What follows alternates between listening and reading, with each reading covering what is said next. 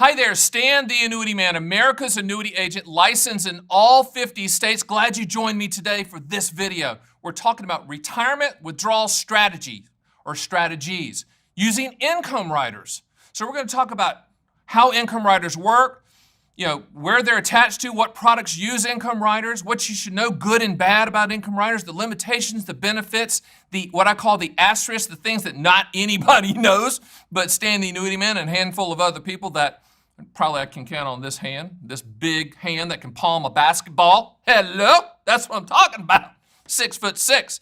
I told someone the other day because I have a lot of free throw shooting records and shooting records where I used to play basketball. And people go, "That's fantastic." I'm like, not really. It's not a good resume builder, and that and $1 will buy you a really bad cup of coffee. So for all the kids out there going, I'm going to play in the pros. No, you're not. Get your degree. Go, why am I doing that? Why am I giving that? You're already telling your kids and grandkids that, right? All right, never mind. Hit the music.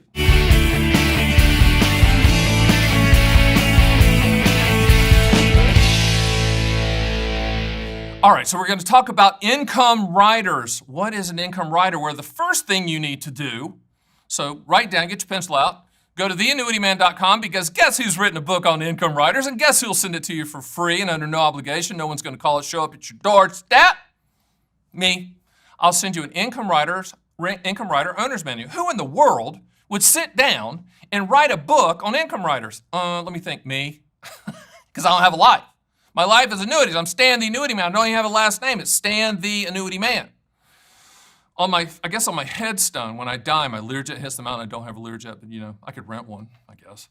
It's going to say Stan the Annuity Man, no last name. My wife won't care. She'll be driving off in the Lamborghini with the boyfriend, right? And my two daughters will helicopter in and they'll drive off in the Bentley. It won't matter.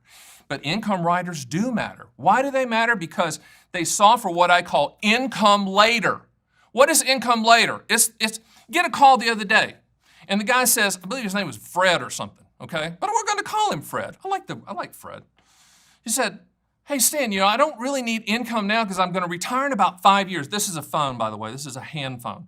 He goes, "I'm retiring about 5 years or 7 years, not sure. What should I do? Me and the wife want to plan. We want to know what we're going to get in the future. How do we do that?" That's called income later. Now, there's two products that solve for income later. One's a deferred income annuity, and one's an income rider. We'll talk about deferred income annuities later. We're talking about income riders. Income riders are not just a standalone annuity. You can't call me up like Chester did the other day and go, "Hey, Stan, I've read all the books. I just want to buy the income rider. That's all I want to buy. Me and Martha have made the decision." Hey, Chester, you can't do that. You have to attach it to a policy. How'd you like that? That's attaching, and that's visual. Attach it to a policy. It typically attached to a variable annuity, which I don't sell because nothing against variable annuity people. Love you people, but I don't sell anything that has the potential to go down in value. So that when we use income riders, we attach them to fixed indexed annuities. Now you got to say, "Stan, wait a minute. Aren't you kind of harsh on indexed annuities?" I'm harsh on the way they're sold and the way they're promoted, but indexed annuities are great products. They're not too good to be true, but they're pretty darn good because they're CD-type, MIGA-type products. They give a 2 to 4% return. You don't lose any money. But what we typically and primarily use indexed annuities for is for an efficient and cost-effective delivery system for the income rider. So the income rider you attach it to the policy at the time of application. So I'll give you an example. Let's just say, "Hey, Stan, we want to protect the principal. We want to make sure that we're not going to lose any money, but we want to guarantee an income stream 9 years down the road." You attach an income rider to an indexed annuity that will guarantee a lifetime income stream 9 years down the road. But it gets a little bit more complicated than that because annuities, as you all know, and if you don't, you're getting ready to find out, they're commodity products, meaning that you have to shop them all. That's visual all. For the highest contractual guarantee for your specific situation. So don't ever let somebody, first of all, you should use Stan the Annuity Man, but if your brother-in-law is selling income riders and you have to buy from your brother-in-law, do not allow them to show you just one. "This is the best income rider that I could find." Wrong. You buy all annuity types, including income riders, like you buy a plane ticket. You shop for them. You shop. Now on my site, theannuityman.com, you can run your own income rider quotes. Hello, how about that? How about that one? You can run your own income rider quotes, or my staff will beat you to the punch and they'll send them to you once you punch in your information. That's the great thing about the Annuity Man. You can run your own quotes there. It's fantastic. But we quote all income riders. And remember, annuity quotes are like a gallon of milk. They change every 7 to 10 days. So you can't just, well, I really like this one. Give us a couple of months, Stan the Annuity Man, and we'll make a decision. Wrong. That's not a sales pitch, and that's not some high-pressure nonsense. It's just reality. So income riders, okay, you have to shop for the highest contractual guarantee. You can set them up for your life. You can set them up with the spouse, etc. Joint life, single life. If it's single life, it's going to pay more contractually, that income stream, than if you set it up joint life, because with joint life, they're covering 2 lives. People say, I got a call the other day, goes, I like this. It's from the Chester part. I like this income rider, but when does it stop paying? As long as you, Chester, and your wife, Martha, are breathing, as long as you're like, as long as you're breathing, boy, that got there. It's going to pay.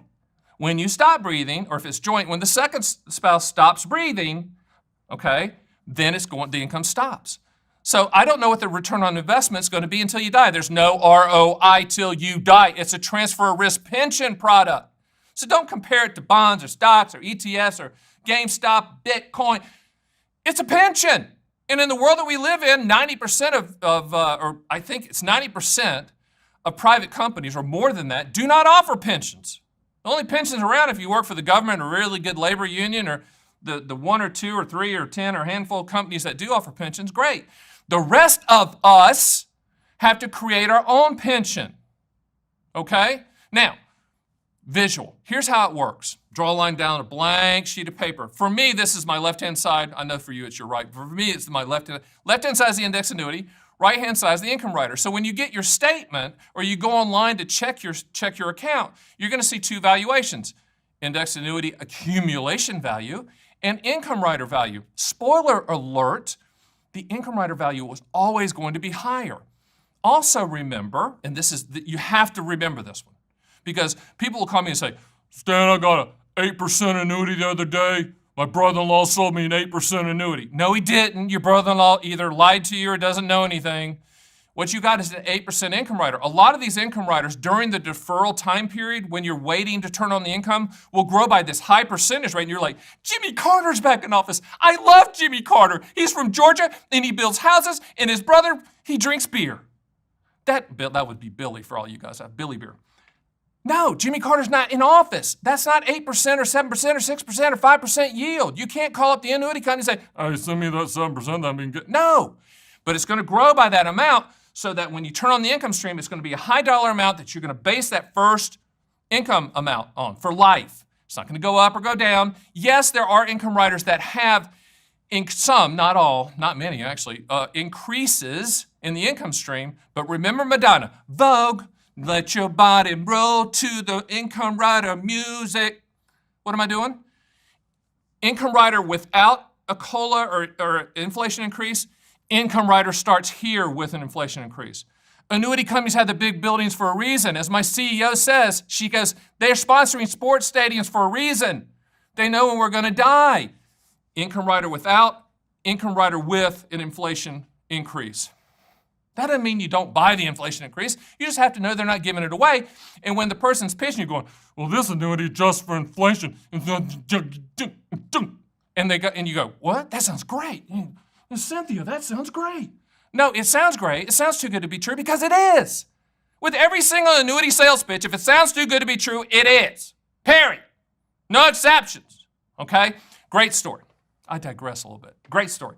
So we ran a quote for a gentleman the other day, and he wanted like a defer for 10 years. He was really planning. I'm like, that's what I'm talking about. You need to plan.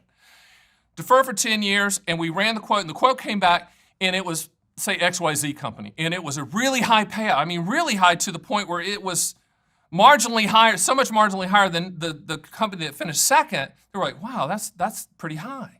And he's like, well, why is it so high?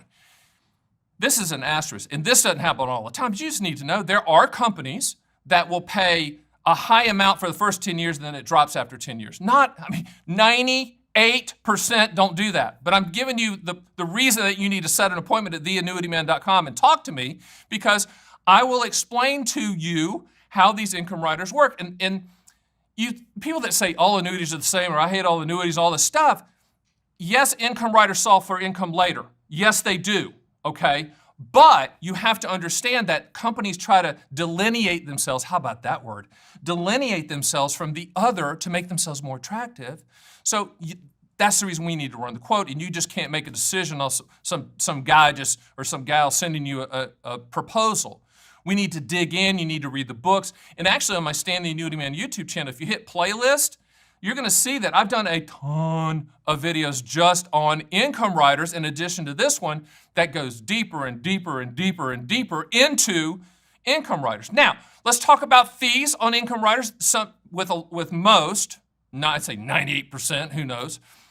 That's the Stan the Annuity Man math percentage, but the majority have a fee for the income rider for the life of the policy. But remember draw the line down the middle of the page, income rider over here, indexed annuity side over here, the call options.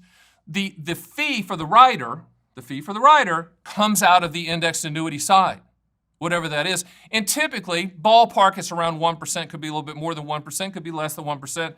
But in that 1% range, okay, that's taken out of the accumulation value for the life of the policy. Even after you turn on that income stream from the income rider, that fee is going to be deducted from the accumulation value. Once again, the annuity companies have the big buildings for a reason, but remember what they're doing.